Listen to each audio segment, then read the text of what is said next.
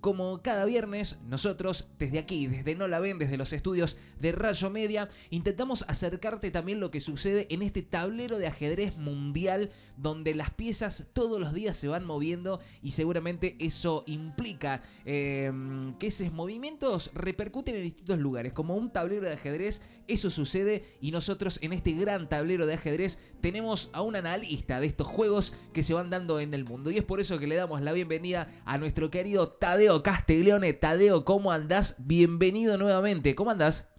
Muy buenos días, estimado Bruno, y a toda nuestra querida audiencia. Como siempre, una enorme alegría y me hacía recordar, hoy es viernes, uno de nuestros principales profesores en política internacional, el maestro Walter Martínez, que tenía un programa muy famoso en Telesur.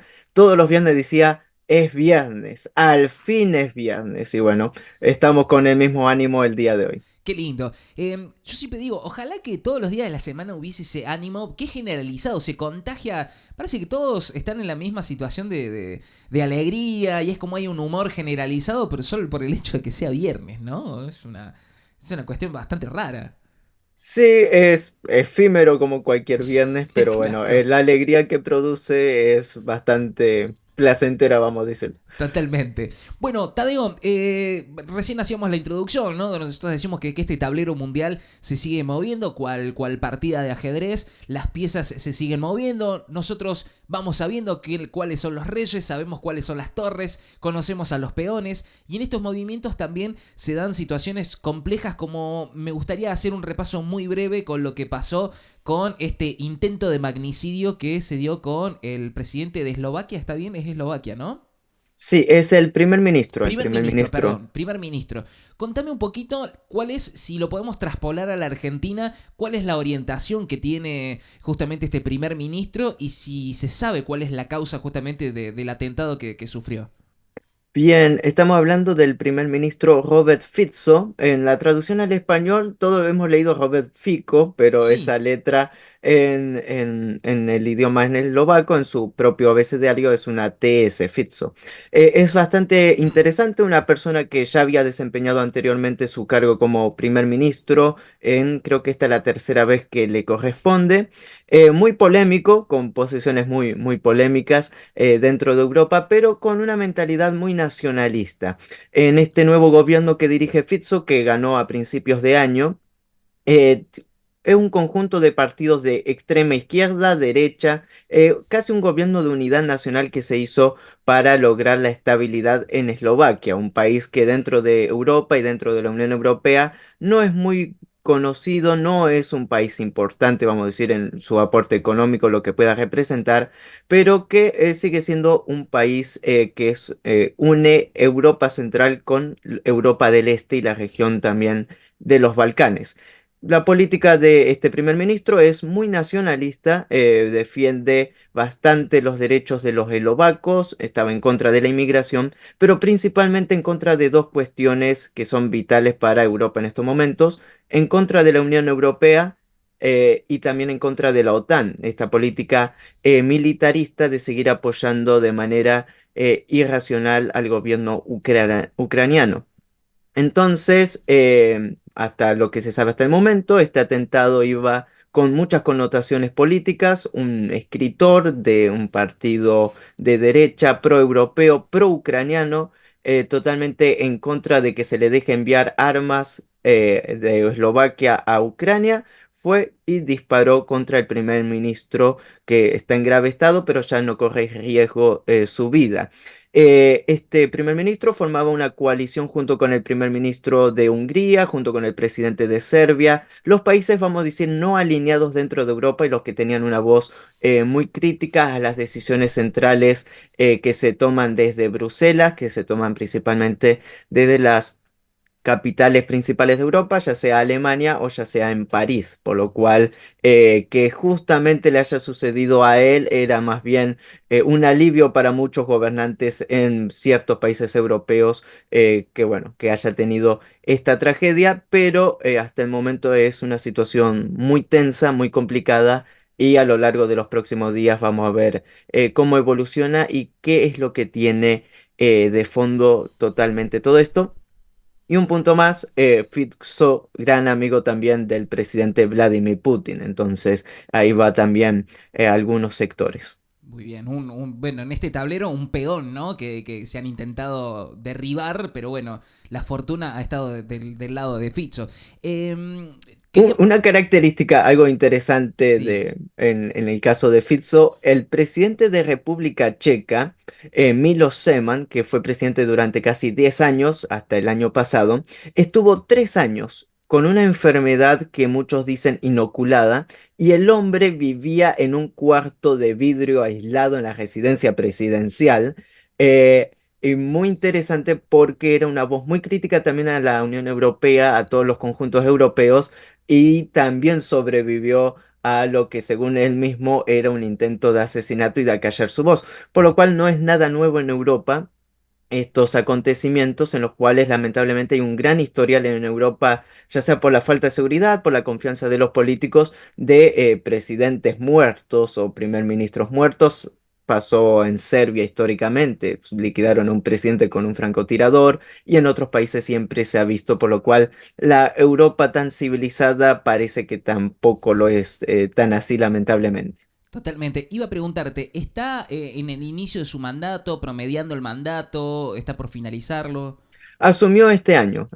año un nuevo mandato. En el anterior había un gobierno totalmente proeuropeo, el pueblo se cansó y votó masivamente por el gobierno de Robert Fico, que muy inteligente unió varios sectores. En este mundo en lo cual los analistas muchas veces decimos que ya no existen derecha o izquierda, capitalismo o comunismo, como lamentablemente se sigue hablando en Argentina, solo existen dos opciones: o soberanías nacionales, estar a favor de los pueblos, o globalismo, que es esta ideología de tratar de que todos sean una sola cosa, suprimir la cultura, suprimir la identidades nacionales, y que todos sigan una nueva cultura, un nuevo desarrollo que va en contra de las raíces muchas veces de los pueblos y de las decisiones que cada uno y que cada pueblo, cada país tiene que seguir su propio destino. Totalmente, ¿no? Y creo que la introducción fue un tanto acertada, ¿no? Fichas blancas por un lado, fichas negras por el otro, que intentan justamente ir comiéndose mutuamente hasta a ver quién impone, ¿no? Quién gana la partida. Movimientos que también han impactado, y perdón que te quite un poquito también de lo planificado, pero me interesaría también hacer un muy breve repaso por este anuncio que hizo el BRICS, ¿no? Básicamente porque Rusia todavía me parece que oficialmente no se ha expedido, o quizás sí, no lo sé, pero con este hallazgo de una gran cantidad de petróleo, ¿no? Una fuente interesante, ¿no? En la Antártida, en un lugar donde confluyen justo un montón de intereses de muchos países, en un sector donde teóricamente es un espacio pacífico y de estudios científicos. ¿Qué se sabe hasta el momento? ¿Por qué el BRICS salió en este momento a publicar justamente esa información tan importante, tan vital para el mundo en este momento, ¿no? Hasta el año 2048 sigue el Pacto Antártico de Neutralidad. Dentro de los ámbitos geoestratégicos, geopolíticos y hasta militares, siempre se habló que la Guerra de las Malvinas no fue una guerra entre Argentina y Reino Unido, sino que fue la primera guerra de la Antártida, del continente antártico, por la proyección y la importancia que esto mismo se tiene. Fue precisamente Rusia quien había dicho que se descubrieron reservas, pero increíbles de petróleo y de gas en la Antártida, porque es justamente Rusia quien, por ejemplo, en el Polo Norte extrae gas y petróleo, siendo el único país con la capacidad tecnológica y de avanzada de poder llevar a cabo estos desarrollos. Incluso la misma tecnología se le ofreció a la Argentina para extraer en mayor cantidad gas y petróleo y de mejor calidad acá en Vaca Muerta, pero por cuestiones políticas se negó esta posibilidad, que era una posibilidad muy potente con tecnología rusa y que hubiera generado muchísimos puestos de trabajos aquí a nivel local. Volviendo al tema, la Antártida es uno de los continentes más importantes, ya sea por sus recursos que se acaban de descubrir, como también por sus reservas estratégicas de agua potable, lo cual sigue siendo un factor muy importante en el mundo y hacia las proyecciones futuras. Tanto en la Patagonia como también en la Antártida tenemos muy lindas reservas de agua que se deberían cuidar, que hay que tener mucho cuidado. Porque el BRICS salta a la defensa de un recurso tal vez que más bien es de la humanidad que de otros sectores, pero que en el caso de la Antártida, como justamente se da en la Antártida Argentina estos recursos, siempre se ha ofrecido a la Argentina de que debería ponerse, y es uno de los únicos países que por proyección geográfica, histórica y demás, le corresponde lógicamente esa parte de la Antártida, pero la misma porción la reclama también el Reino Unido, y el Reino Unido como gran enemigo del BRICS, lógicamente esto ha posicionado a Rusia, China más a favor de la situación argentina.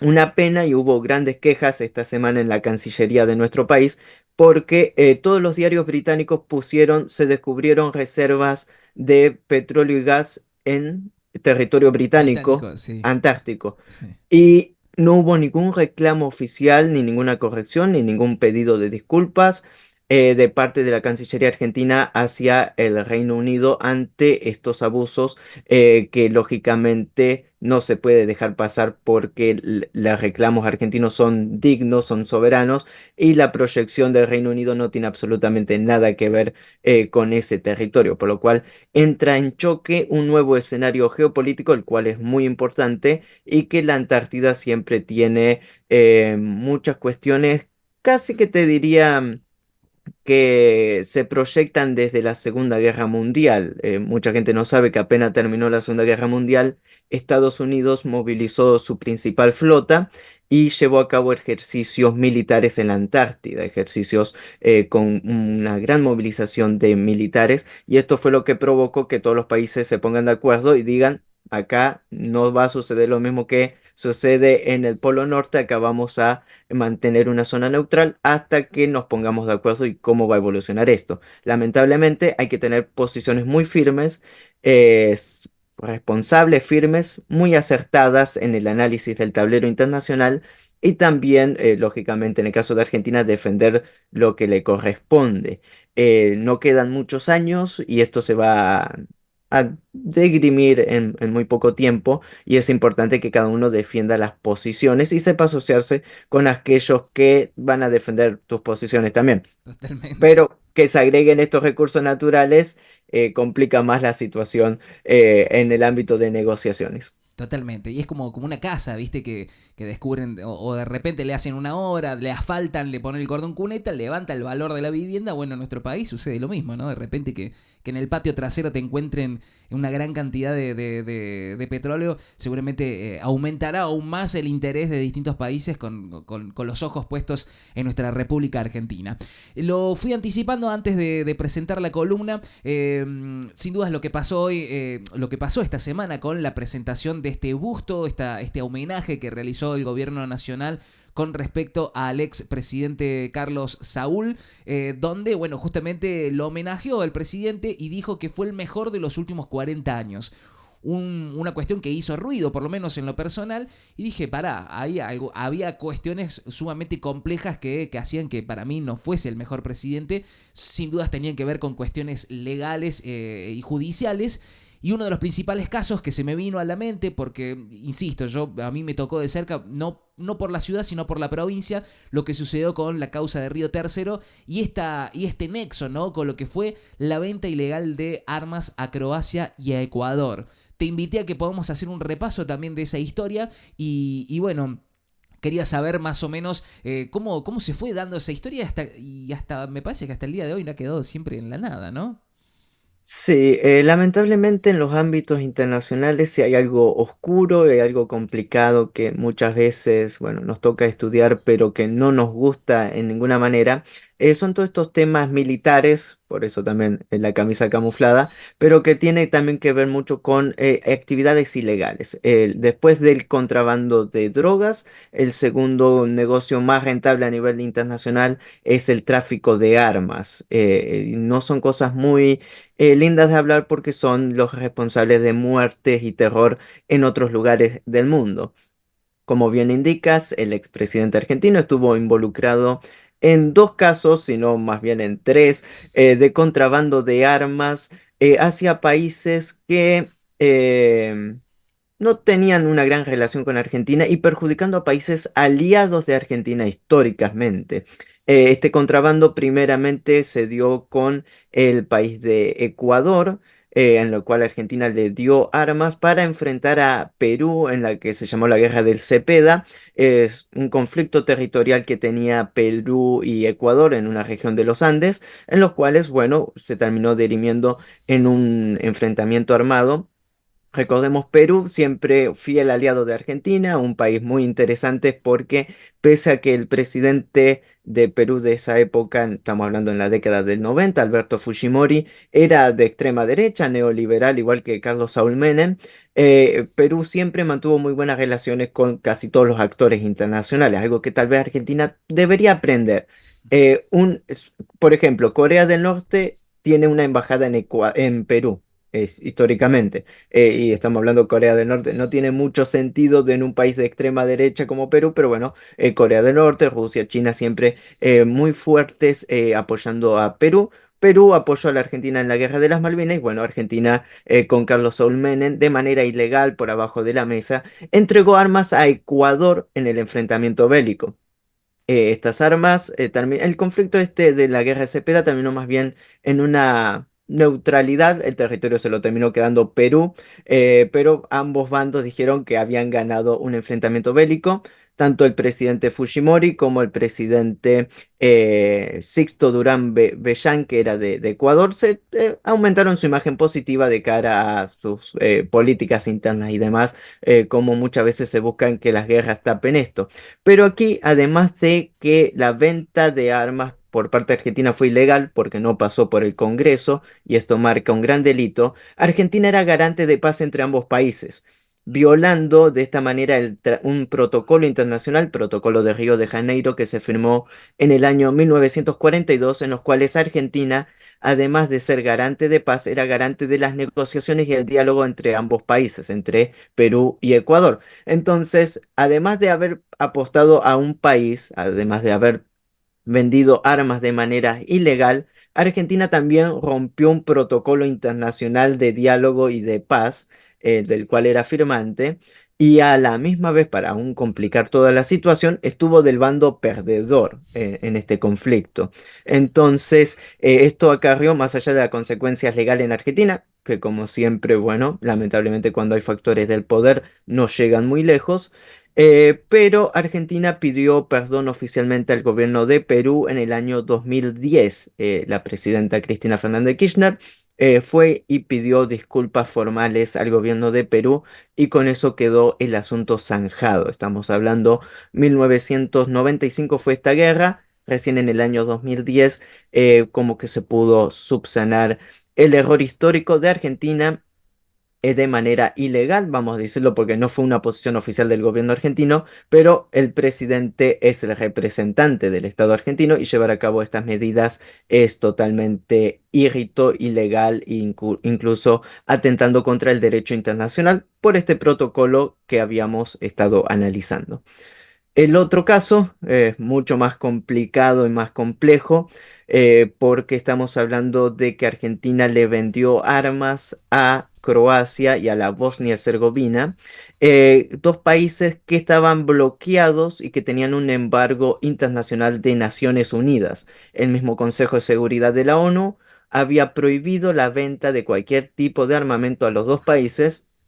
Estamos hablando de la Bosnia-Herzegovina musulmana y a la Croacia que también tenían ya acusaciones por haber violado los derechos humanos y de genocidio a ambos países. Y Argentina le vendió piezas de artillería y más de 6 toneladas de armamento pesado, desarmando el ejército argentino, desarmando fabricaciones militares y haciendo negocios ilegales, porque el dinero no se lo quedó el Estado argentino, sino los políticos apoyando a dos gobiernos que estaban bloqueados internacionalmente por sus delitos, por ende Argentina, que en todo caso el presidente argentino estuvo involucrado en apoyar a un genocidio en otros países, y a la vez en el caso de Croacia un gobierno en el cual el presidente era Franjo Tuđman, el cual era 100%, como dirían en la región de los Balcanes, ustacha. Esto quiere decir que apoyaba ideas extremistas, fascistas,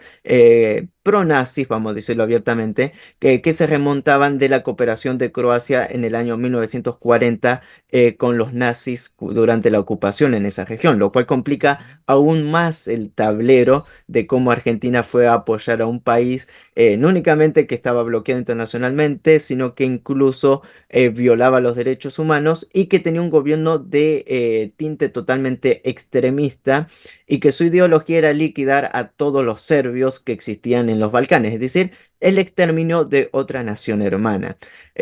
Por lo cual eso no fue un gran acierto tampoco. Y también el envío de armamento a Bosnia, porque junto con el armamento a Croacia también iba hacia Bosnia, en apoyo a un gobierno que, dirigido por el presidente Alija de Bosnia.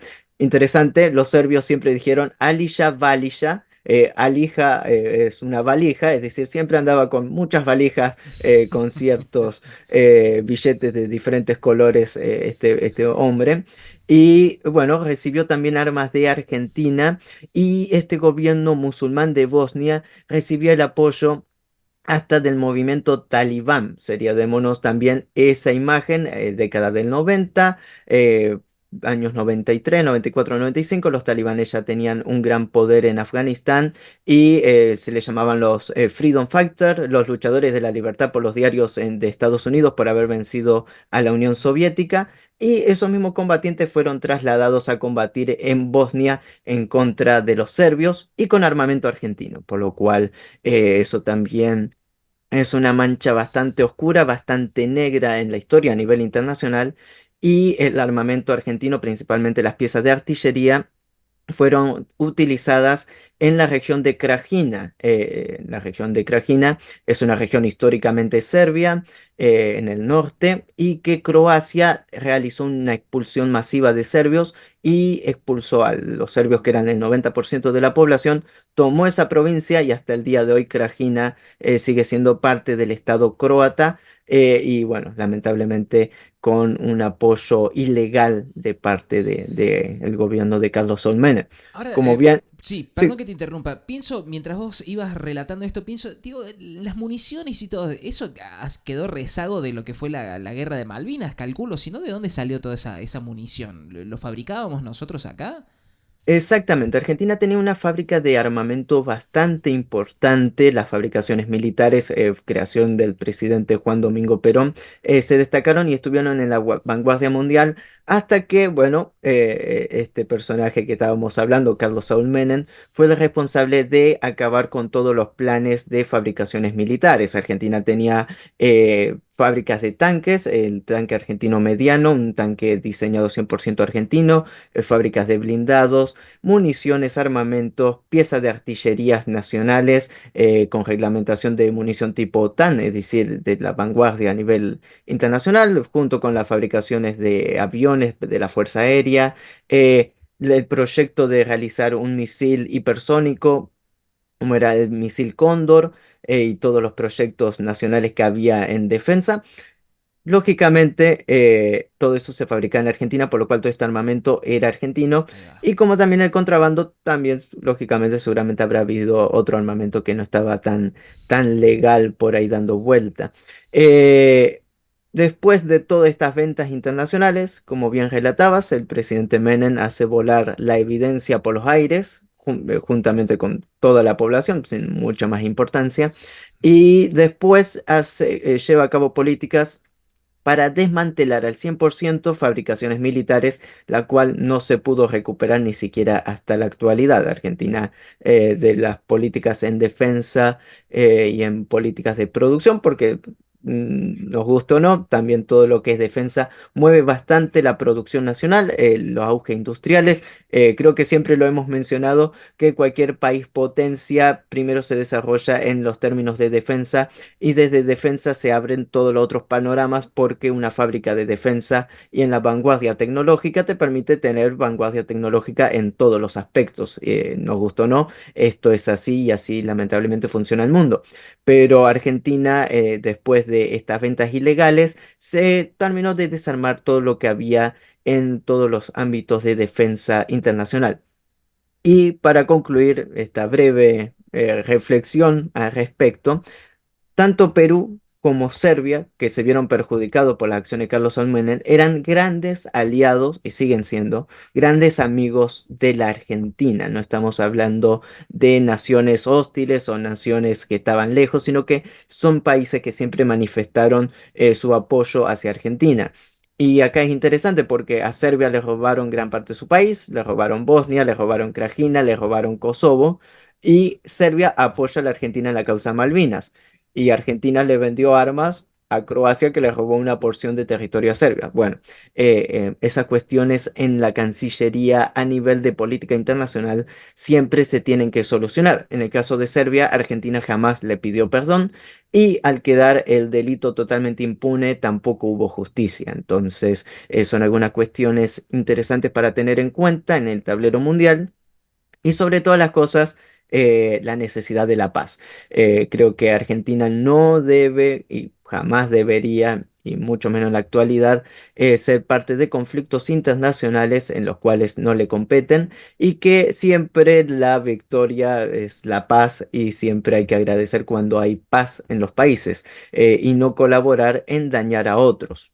Tenemos también un ejemplo hace 5 o 6 años en el golpe de Estado contra Evo Morales en Bolivia, en los cuales efectivos de gendarmería participaron en el golpe de Estado. Entonces, lamentablemente, todavía se conserva extraoficialmente una política argentina dañina en caso en contra de sus hermanos en diferentes países y que, bueno, son varias cuestiones para analizar a futuro. Somos medios traicioneros, ¿no? La historia va mostrando que somos medios traicioneros con respecto a eso. Y en esto que vos nombras, me parece sumamente importante. Yo siempre eso, por ahí, en las discusiones que suelo tener con colegas y amigos, siempre marco esto, ¿no? Antes de...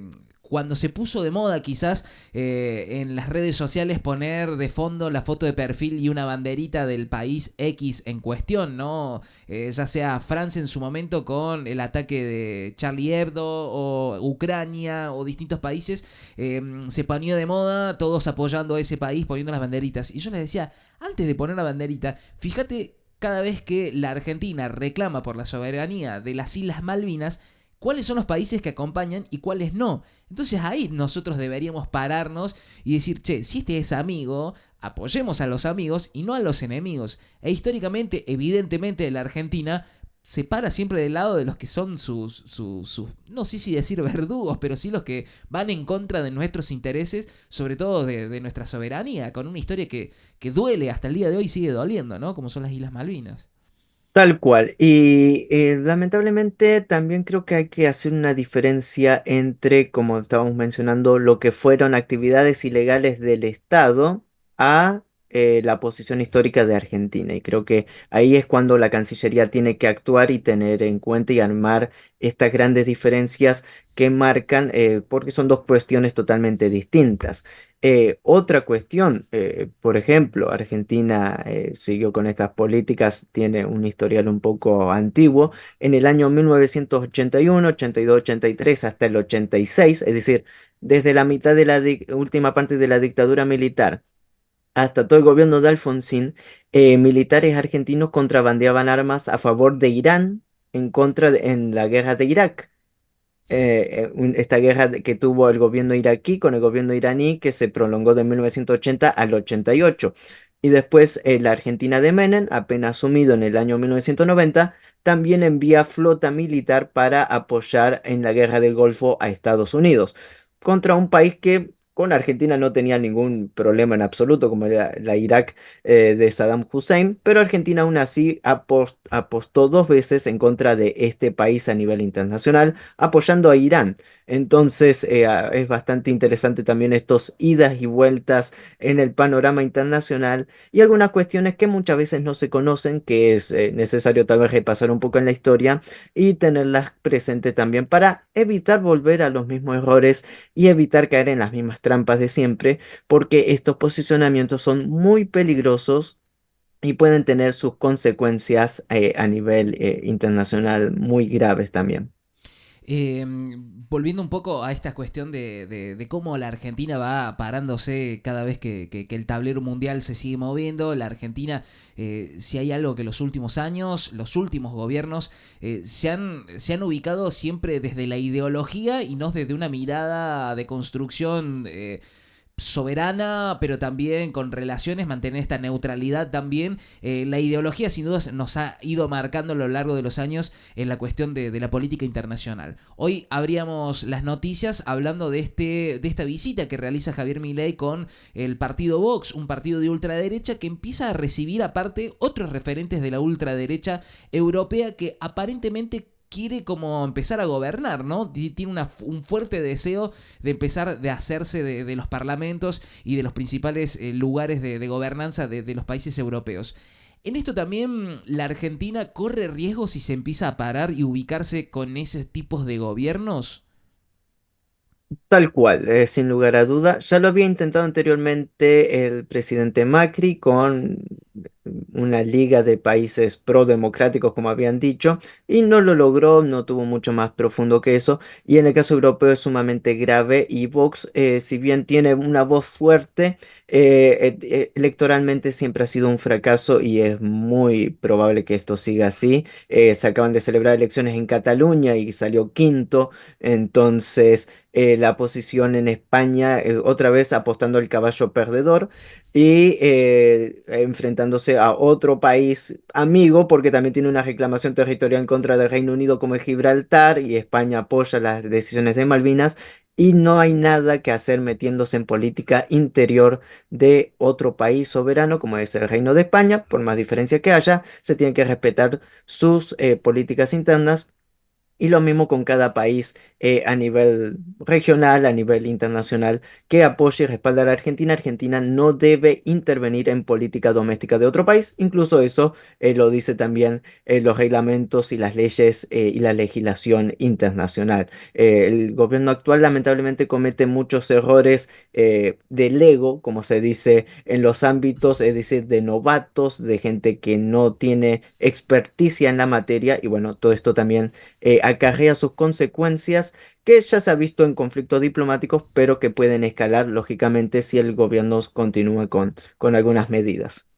A mí, si hay algo que me genera bronca, y no solamente con este gobierno, sino con el anterior también, yo cuando veía los cambios de cancilleres, personas que colocaban al frente de la Cancillería que no tenían experiencia alguna, de hecho hasta había burlas porque no sabían ni siquiera hablar en inglés de manera fluida, bueno, esas cuestiones siempre me generaron bastante bronca con respecto a la Argentina y en su materia de política internacional, que con mi consideración, y lo compartimos esto, ¿no? Creo que es lo más importante que el país tiene que tener, siempre su vidriera y su cara visible hacia el mundo, siempre tiene que ser con una misma línea, ¿no? O acompañando por lo menos los intereses, siempre respondiendo al interés de nuestro propio país y no intereses de la figura que esté de turno. La verdad que eso genera un poco de bronca y miro con un poco de preocupación cada uno de los movimientos y por eso te agradezco también que puedas ser parte de nuestra columna para poder brindar un poquito más de claridad, ¿no? Ante estas situaciones que el mundo creo que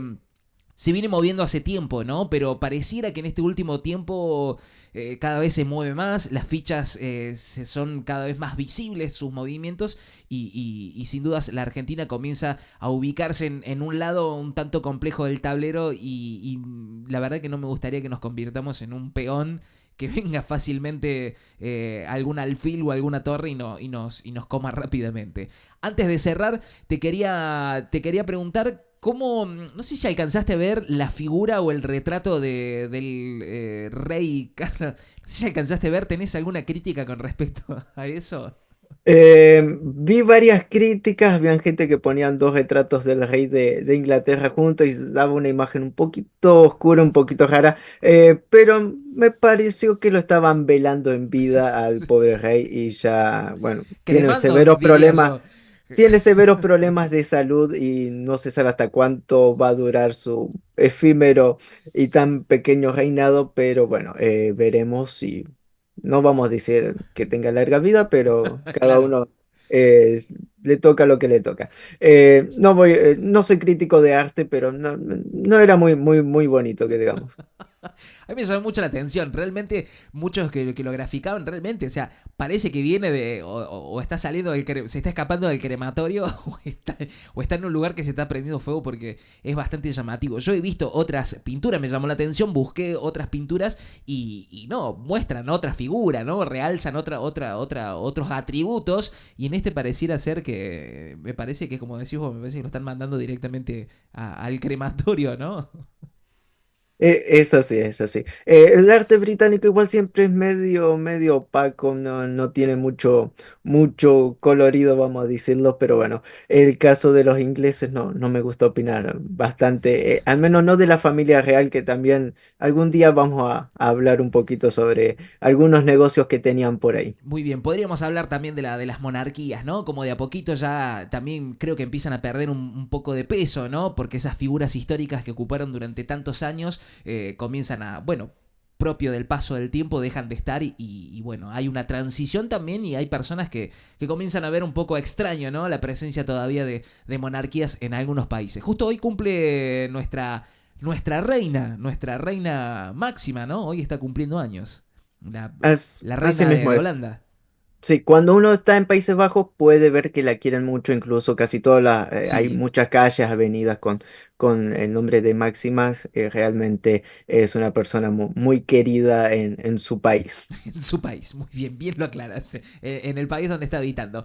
Tadeo, nuevamente gracias por tu tiempo, gracias por brindar claridad ante este tablero que se mueve tanto y que podamos identificar las piezas e identificar los movimientos y ver también cómo eso va repercutiendo acá en el país. Así que, Tadeo, gracias como siempre y nos encontramos el próximo viernes. Asimismo, hasta el próximo viernes, un saludo a todos, a cuidarse el fin de semana y bueno, nuestro compromiso con la verdad y también con la paz siempre. Muchísimas gracias, Tadeo. Buena semana y buen fin de semana. Tadeo Castiglione con nosotros en este repaso de este mundo, ¿no?